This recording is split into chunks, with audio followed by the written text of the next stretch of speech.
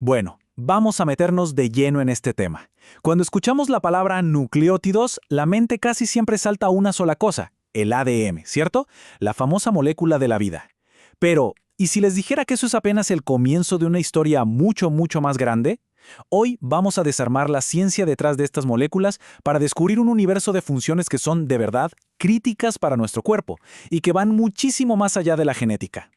Miren, la idea de que los nucleótidos son simplemente los ladrillos del ADN es una de las simplificaciones más comunes en biología, pero la verdad es que esa visión se queda muy corta. En realidad, estas moléculas son participantes súper activas y dinámicas en casi todos los procesos que ocurren dentro de nosotros.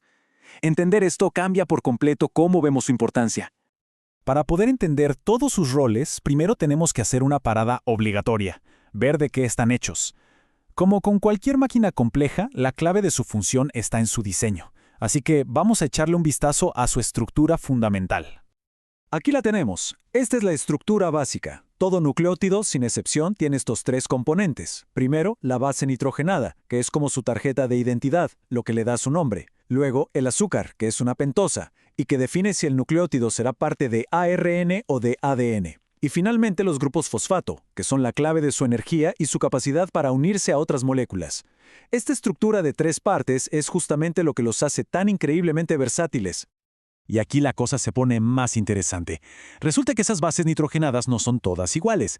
Se agrupan en dos grandes familias, las purinas, que tienen una estructura más compleja, de doble anillo, como la adenina y la guanina, y por otro lado, las pirimidinas, que son más sencillas, con una estructura de un solo anillo, como la citosina, el uracilo y la timina.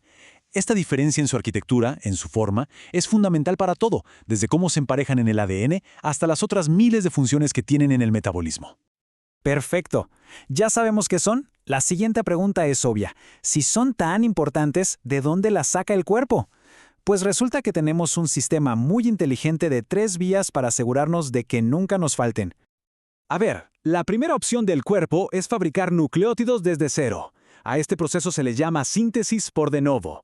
Pero aquí viene el detalle crucial. Este proceso es carísimo en términos de energía. O sea, consume cantidades enormes de ATP. Por eso, el cuerpo, que es muy eficiente, prefiere la segunda vía, las vías de recuperación, o salvage pathways, que básicamente reciclan partes de células viejas. Es mucho más económico y rápido. Y por último, tenemos la ingesta dietética, los que absorbemos de los alimentos. Este equilibrio entre fabricar, reciclar y comer es absolutamente clave. Y aquí es donde la historia explota. Sí, claro, son los precursores del ADN y el ARN. Eso ya lo sabíamos. Pero son mucho más. El ATP, por ejemplo, es la moneda energética universal de la célula. Sin él, nada funciona. También son intermediarios que activan otras moléculas para que puedan ser usadas. Actúan como mensajeros, como el AMP cíclico, que lleva señales de las hormonas al interior de la célula. Incluso regulan la velocidad de las reacciones químicas. Y por si fuera poco, forman parte de coenzimas vitales como el NAD y el FAD, que son ayudantes cruciales para el metabolismo.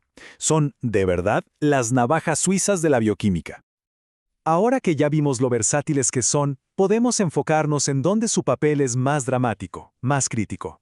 Hay dos sistemas en el cuerpo que tienen una sed insaciable de nucleótidos, nuestro sistema digestivo y nuestro sistema inmunitario, y la razón es una sola palabra: velocidad. Pensemos un segundo en el revestimiento del intestino, que se renueva constantemente, o en un ejército de células inmunitarias que necesita multiplicarse a toda velocidad para combatir una infección. La demanda de material de construcción es masiva y es urgente.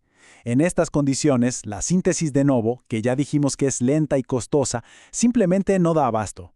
Estos tejidos tienen una especie de déficit de producción y por eso dependen muchísimo del reciclaje y sobre todo de lo que llega a través de la dieta. Y esta cifra lo deja clarísimo. De todos los nucleótidos que obtenemos de la comida, hasta la mitad son utilizados directamente por el tracto gastrointestinal. Esto es impresionante. Nos demuestra que el intestino no solo digiere la comida para el resto del cuerpo, sino que es un consumidor preferencial. Se queda con una gran parte para su propio mantenimiento y reparación constante. Y la evidencia en humanos es muy sólida, sobre todo en estudios con bebés. Cuando las fórmulas infantiles se enriquecen con nucleótidos, los resultados se pueden medir. Hay menos episodios de diarrea, lo que nos habla de un intestino más fuerte, y las respuestas inmunitarias son más potentes. Esto incluye una mayor actividad de las células natural killer, que son como la primera línea de defensa, y una mejor producción de anticuerpos después de las vacunas. Los modelos animales no hacen más que reforzar estos hallazgos. Se ha visto que suplementar las dietas con nucleótidos mejora la supervivencia frente a infecciones graves, aumenta la resistencia contra bacterias y hongos y acelera la curación del intestino después de una lesión. Y lo que es igual de revelador, una dieta sin nucleótidos suprime activamente la función de las células T, que son pilares de nuestra inmunidad. Toda esta evidencia, cada dato que hemos visto, nos lleva de la mano a un concepto central y muy poderoso en la nutrición moderna, que es, digamos, el punto culminante de todo este análisis. Y este es el concepto clave, condicionalmente esencial. ¿Qué significa? Que para un adulto sano en un día normal, el cuerpo puede arreglárselas. Pero bajo condiciones de estrés, sea recuperándose de una lesión, luchando contra una infección, o incluso para un atleta en entrenamiento muy intenso, la demanda interna se dispara. En esas condiciones, los nucleótidos se vuelven esenciales. La producción propia ya no es suficiente, y obtenerlos de la dieta pasa de ser algo útil a ser algo absolutamente necesario para funcionar bien, sobre todo para el intestino y el sistema inmune. Y claro, esto tiene implicaciones enormes en el mundo real, especialmente en la nutrición clínica.